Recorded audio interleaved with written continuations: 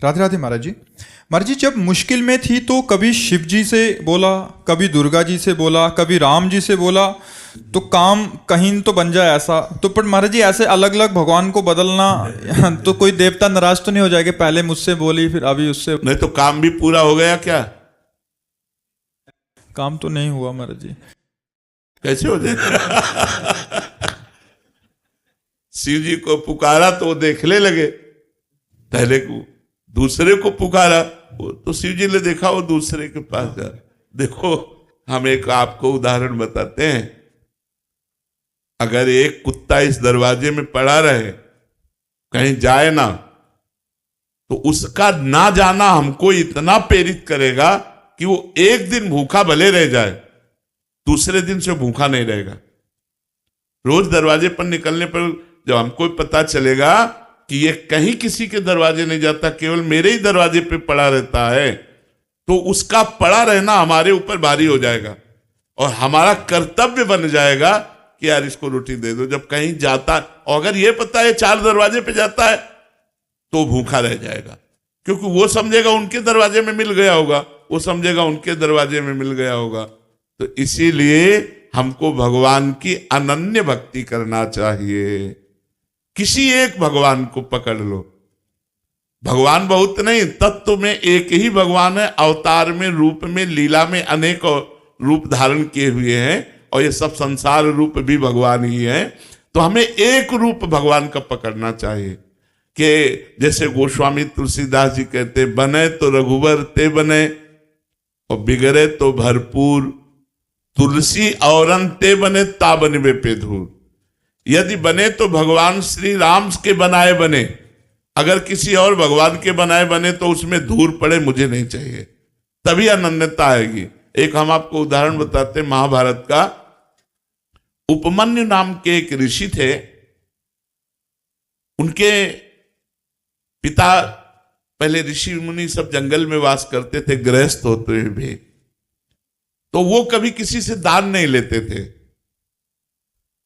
तो एक दिन उपमन्यु जी उस ऋषि के घर गए बालकों के साथ खेलते हुए, जिनके जजमान थे। तो वहां उनको सुंदर दूध पीने को मिला, जो कभी जीवन में नहीं मिला था, क्योंकि जंगली फल मूल से गुजारा करने वाले ऋषि थे। उपमन्यु जी ने अपनी मां को आके कहा, मुझे दूध दीजिए जैसा मैंने उनके घर में पिया।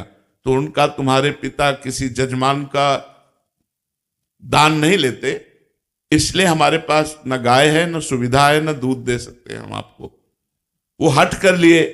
तो एक जंगली चावल होता है, उसको पीस करके उन्होंने पानी में पिलाया कि लो। तो उनका, नहीं ये दूध नहीं है। तो उनका, अगर तुम्हें दुग्ध ही पान करना है तो भगवान शंकर की आराधना कर।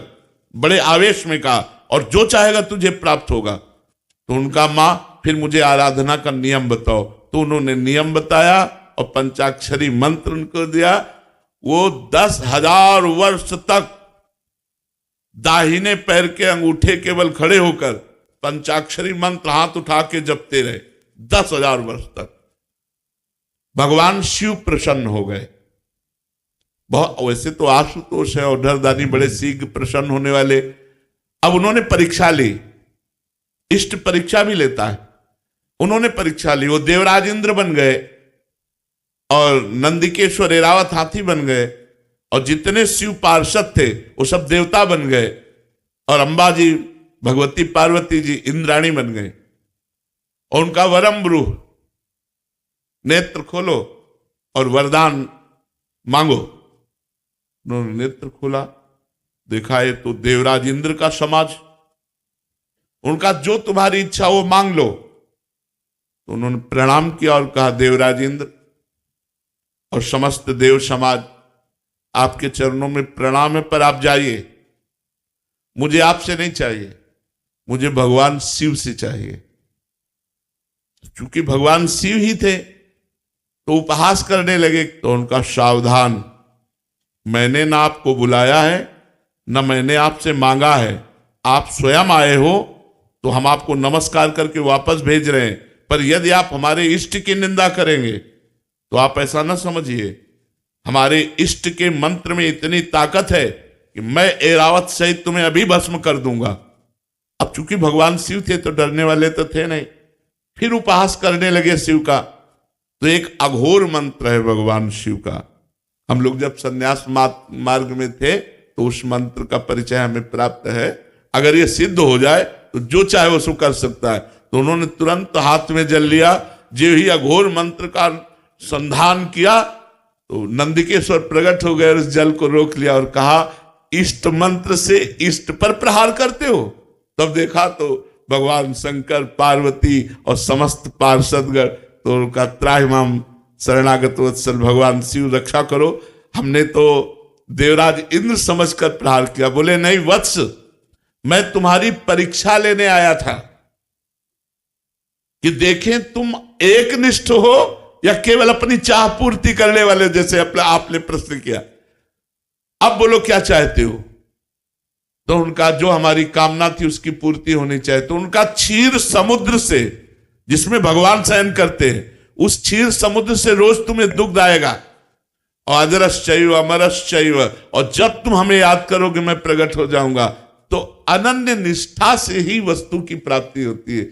ये जो कि लक्ष्मी जी से बना तो बना, नहीं तो पार्वती जी से बना तो बना, फिर भद्रकाली से बना, कि कोई ना कोई तो सुन ही लेगा, कभी तो कोई नहीं सुनेगा। महाराज जी हमारी स्थिति ऐसी है कि जैसे आपसे राधा नाम सुना कि एक केवल राधा नाम जपिए और सारी बात बन जाएगी, तो राधा। कहीं हनुमान जी का सुना कि ये मतलब भूत प्रेत निकटना है, फिर शिव जी का सुना कि जल चढ़ाओ, तो ऐसा उसकी एक देखो तत्व एक है तो एक से ही काम बन जाएगा। जब तक एक में नहीं लगोगे तब तक आध्यात्मिक उन्नति नहीं होगी। आप ये पक्का समझ लीजिए।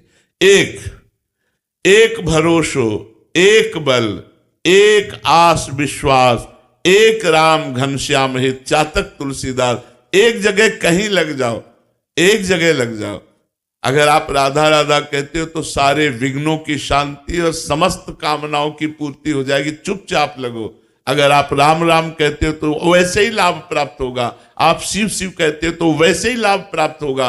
हमारे भगवान के अनंत नाम है, अनंत रूप है। हम अनंत रूपों की आराधना नहीं कर सकते। किसी एक रूप को पकड़ो, किसी एक नाम को पकड़ो। इसीलिए गुरु बनाया जाता है कि गुरुदेव जो नाम रूप मंत्र दे देंगे वही हम भगवान की आराधना करेंगे, तभी सफलता प्राप्त होती है। तो अब प्रारंभ में तो वैसे सबकी भक्ति ऐसी होती है, लेकिन अगर आप वास्तविकता में लाभ लेना चाहते हो तो आपको एक में आना पड़ेगा। किसी एक भगवान के रूप को चयन कर लो, एक नाम चयन कर लो और उसी से बेड़ा पार हो जाएगा।